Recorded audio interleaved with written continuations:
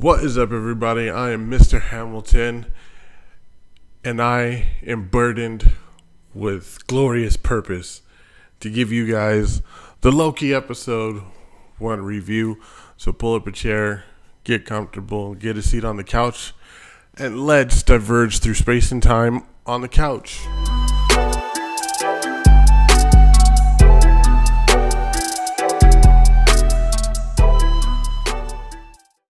Loki episode 1. Amazing episode. It was great. I like the build up. I like how it tells us what we're going to be dealing with and everything like that. So before we get too much into it, remember, spoiler alert, if you have not watched episode 1, go ahead and find another video. Also, 104 subscribers, guys. Thank you guys so much. We're on to 1,000. So yeah, if you're new here, please hit the like and subscribe button. Hit the bell for notifications every time I upload. Thank you guys. So Loki, after he takes the Tesseract during the Battle of New York, he is transported to the TVA, the Time Variant Agency. Basically the Keepers of Time. We've learned about, we didn't know that there was the Keepers of Time, but we knew about the flow of time during Endgame when Bruce Banner goes and visits the Ancient One, and she tells him about the flow and all the branches that could happen when you mess with time and space. Now Loki gets there, and he's Loki. He's being mischievous, smart aleck, talking back, all that other stuff, until he sees that one dude get melted or pruned, as they call it. And, he shapes up to go, see a judge and everything like that. One of the, I guess you call it the time detectives. I forgot what their names are, but they are, Owen Wilson comes and Mobius, and he comes and, he explains to him, what's going on. And, tells him, you're breaking time, this and that. He tries to get to know him. He really breaks Loki down. Like, he breaks Loki down to the most, simplest of things. He wanted Loki to understand himself. And it makes sense because, at the end you find out that they're hunting Loki. They're literally hunting him, who's going around in timelines doing shit that he's not supposed to be doing. It's, he sees up until the Avengers, and then, Mobius starts showing him the future, and eventually he gets to his death. And Loki kind of, he's like, oh shit, what's the point of doing all this stuff to be made rule and stuff if I die? So, he gets upset about that, and then he leaves and he starts, going through the office or the agency, and, he wants the Tesseract so he can get out of there, even though he was just told that magic can't be used there.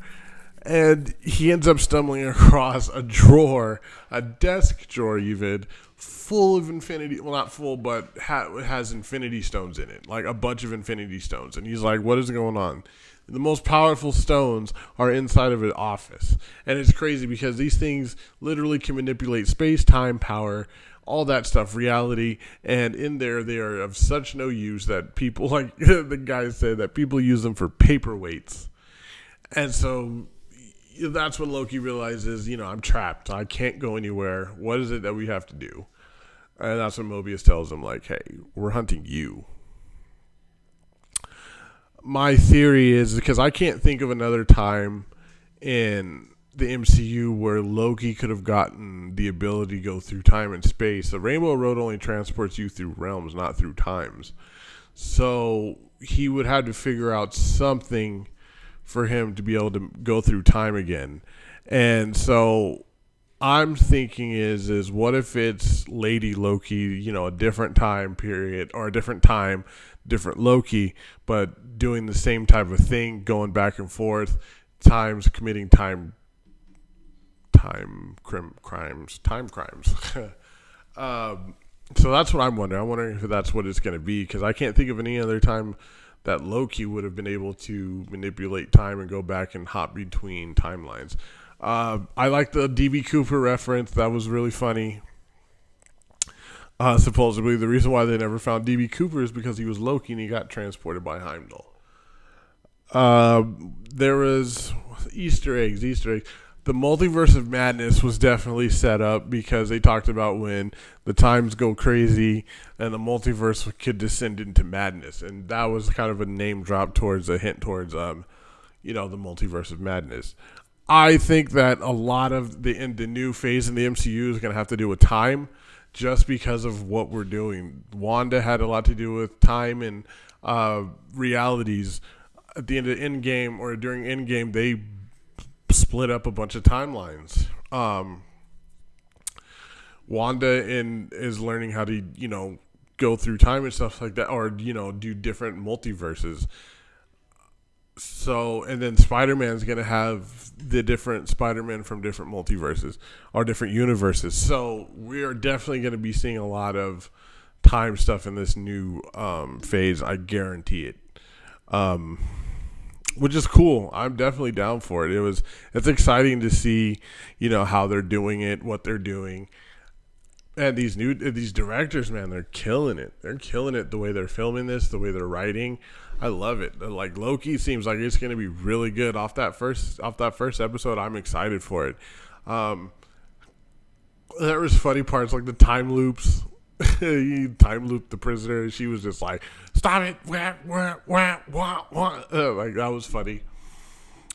So we got to look forward to who is he hunting, why is he hunting them, and what is this villain doing, in time? Why? What is their purpose? I think it's Loki because when the kid said he pointed to the devil and the devil in the picture and he said that's who's doing this. No, guys, it's not Mephisto. I thought it was too, but if you think about it, Loki's helmet has horns, so it's easy for him to be like it was the devil because he had horns. So that makes sense that it's Loki. Yeah. All in all, great episode. Great episode. I loved it. I'm very looking forward to Wednesdays instead of Fridays now. Yeah. Tom Hiddleston is doing a good job again. He puts everything into his performances.